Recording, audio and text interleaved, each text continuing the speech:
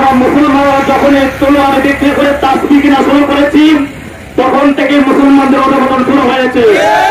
আজকে থেকে আমরা মুসলমানেরা তাসবিহ না কিনেন, হাতের আঙ্গুলের মধ্যে আমরা জিকির তাসবিহ করেন, তাসবিহ টাকা জমিয়ে তলোয়ার করে তাদের বিরুদ্ধে লড়াই করার প্রস্তুতি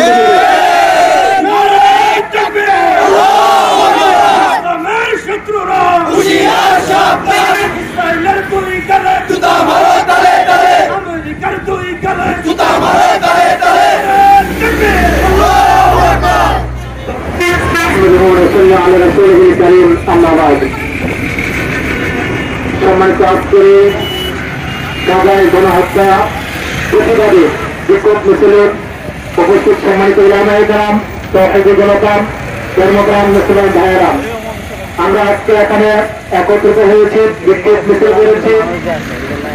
আমরা গাজাবাসীদের উপর, ফিলিস্তিন আমাদের প্রিয় মুসলমান ভাইদের উপর, বোনদের উপর, শিশুদের উপর যে নির্বিচার অত্যাচার, জুলুম তারা শহীদ করছে তাদের প্রতিবাদ এবং এই জুলুম অত্যাচার যাতে করে তারা তাড়াতাড়ি বন্ধ করে এই লক্ষ্যে আজকে আমরা প্রতিবাদ এবং বিক্ষোভ মিছিল করেছি। সম্মানিত তৌহিদিদের আপনারা জানেন ফিলিস্তিন বাইতুল মুকাদ্দাস একটা পবিত্র ভূমি, কোরআন এবং হাদিস দ্বারা স্বীকৃত পবিত্র একটি ভূমি। সেই ভূমিকে ইসরায়েল দখল করে অপবিত্র করতে আমরা কখনো দিব না, ঠিক কিনা? বাইতুল মুকাদ্দাস মুসলমানদের প্রথম ক্যাবলা, সেই ক্যাবলাকে আমরা ইসরায়েল দখল করে অপবিত্র করতে দিব না। ফিলিস্তিন অসংখ্য অবহিত নোংরা ফুলের তরুণ ভূমি, সেই ভূমিকে আমরা ইসরায়েল দখল করতে অপবিত্র করতে দিব না।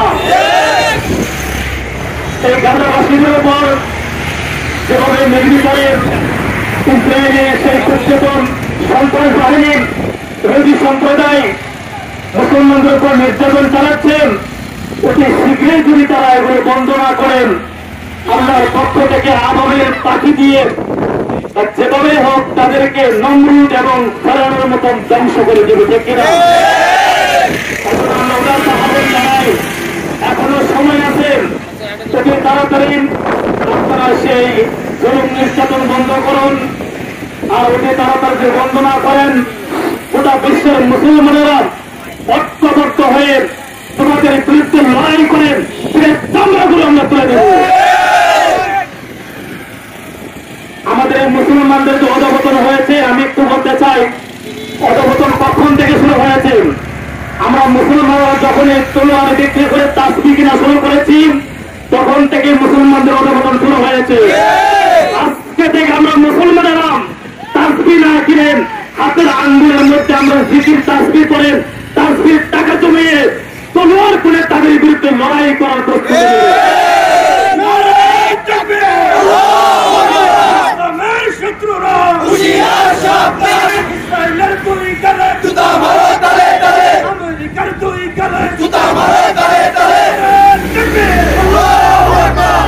তখন থেকে আমরা মুসলমানেরা মরণকে ভয় পাওয়া শুরু করেছি, তখন থেকে মুসলমানদের অধঃপতন শুরু হয়েছে।